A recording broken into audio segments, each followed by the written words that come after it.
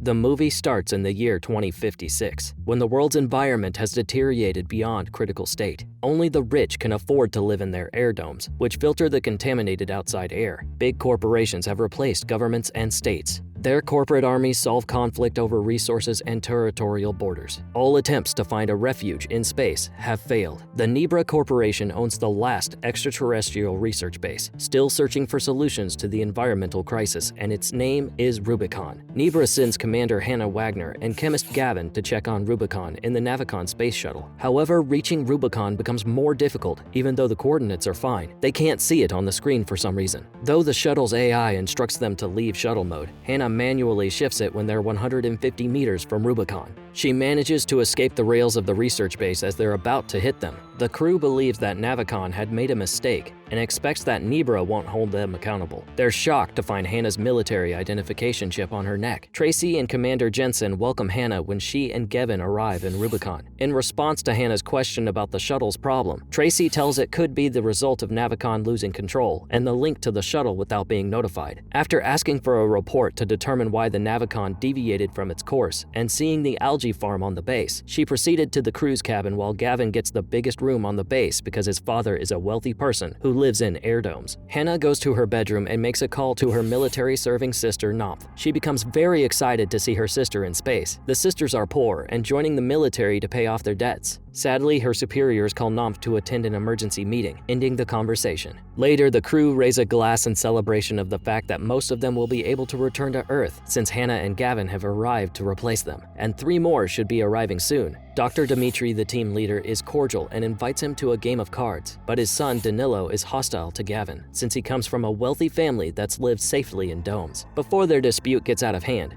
Hannah steps in to stop it. She then proceeds to view the information the crew has handed her. It turns out that the flight route for the next day has changed due to a weird fog cluster in the northern hemisphere, which is directly over the city where a majority of Green Fighters activists are based. Gavin, formerly a member of that activist group, is upset that there have already been hundreds of casualties. Hannah accepts this modified flight path before pursuing Gavin, who has fled to the communication room to gain access to Earth's new report, but is unsuccessful. Hannah tells him she has direct contact with Nebra and could make some calls, but Gavin declines because he doesn't trust a single word of corporate intel. Danilo brings some mother cultures with him per Nebra's request, and Dimitri promises they'll endure the extended flight, but his tone seems a little odd. After leaving the base, Hannah calls her bosses to inform them of their situation and warn them that Danilo may be manipulating the mother cultures they developed. The Nebra chiefs no longer care. They tell Hannah that there has been a change of plans and she must prepare the Icarus plan in a few days. So Hannah works quickly to figure out how Dimitri has created an algae system that produces oxygen and food. However, Dimitri is always present when Hannah tries to sneak a peek at the algae to ensure that she isn't touching anything inappropriate. They eventually get a message from the team who is still traveling. They're racing blind and unable to contact any bases on Earth.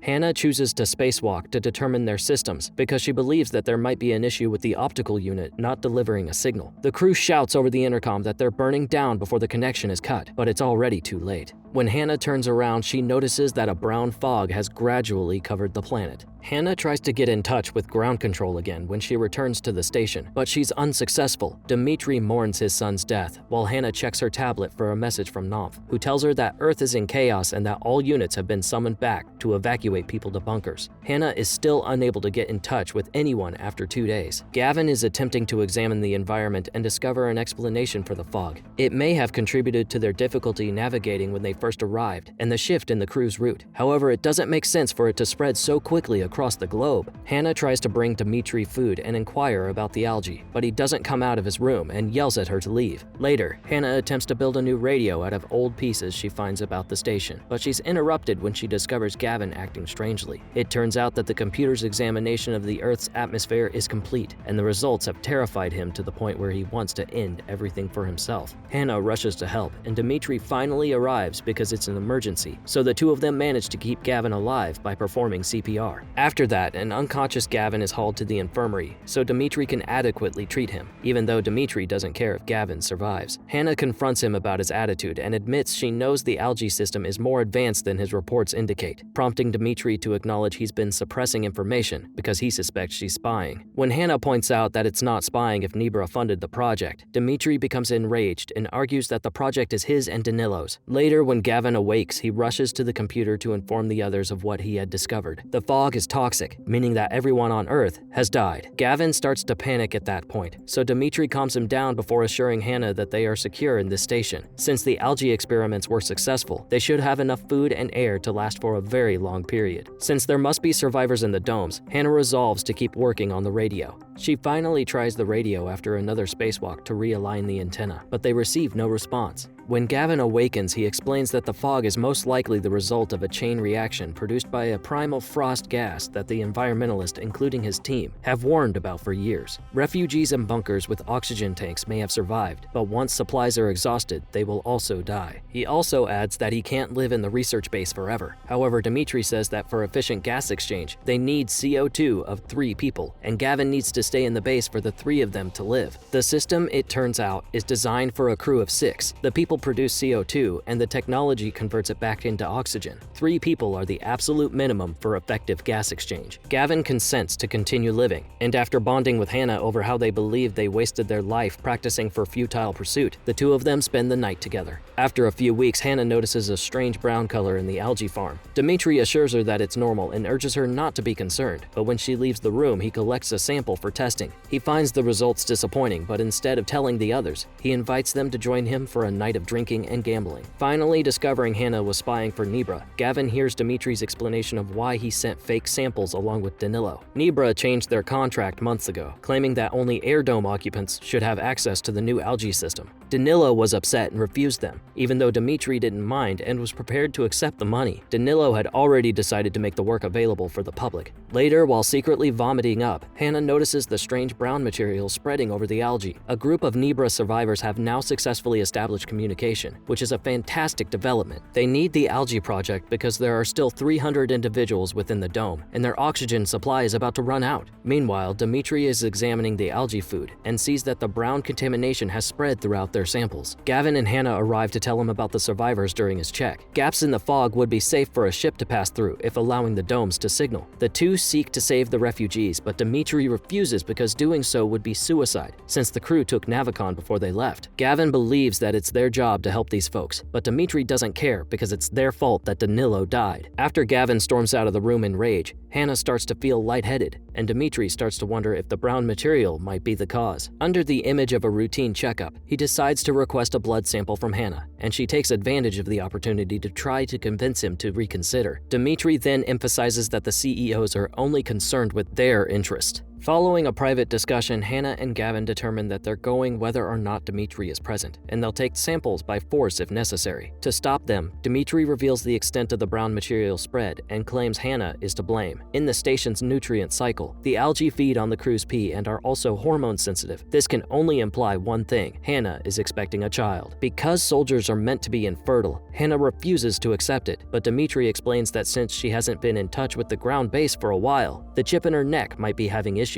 If Hannah gets down there, the algae will be alright, but her unborn child won't. This isn't enough to persuade her to change her decision, but it does convince Gavin to stay. Hannah starts practicing an extended amount of time in the simulator to practice successfully landing the station through the tiny opening in the fog. Gavin tries to talk to her and listens to her when she claims the station isn't a good place to raise a child, leading him to accept her invitation to return to Earth. Dmitri must accompany them since he cannot survive in the station alone. The 3 are ready to take off, but something is wrong with the shuttle. The cooling system has malfunctioned for some reason, and the gas tanks are now overheating. Hannah disconnects it from the station and lets it drift away till it explodes far from them, because she knows it will blow out any moment just before Gavin tries to fix it. They will now remain in the station indefinitely because of this. Gavin is upset with Hannah for not trying to come up with a better idea and sends a message to Earth telling her the news. The CEOs suggest Gavin should ask Hannah about Icarus, so she explains it was her actual goal. She was instructed to bring down the full lab of algae,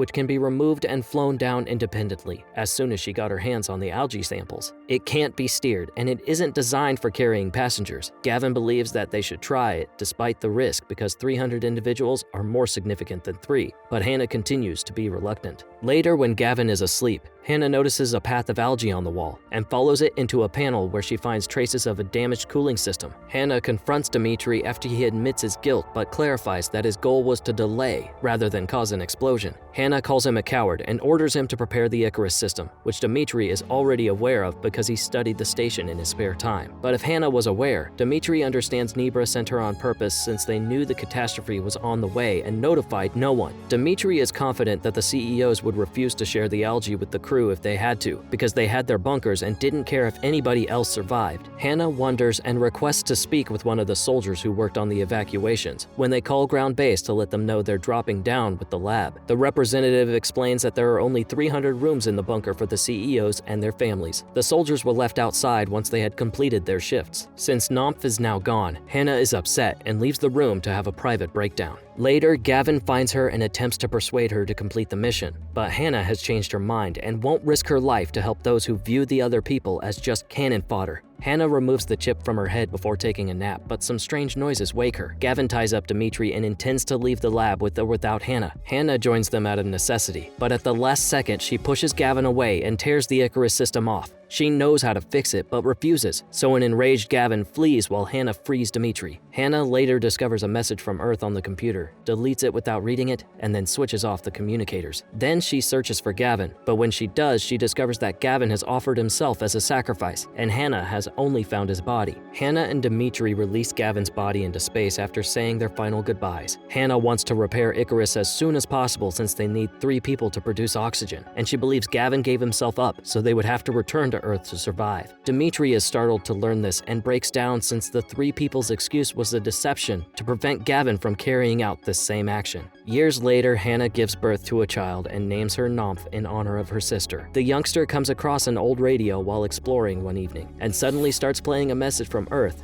inviting Nomph to join them. A group of survivors in the south has finally emerged from their bunkers. The final scene shows the Earth is clear of toxic fog and is now the same as before.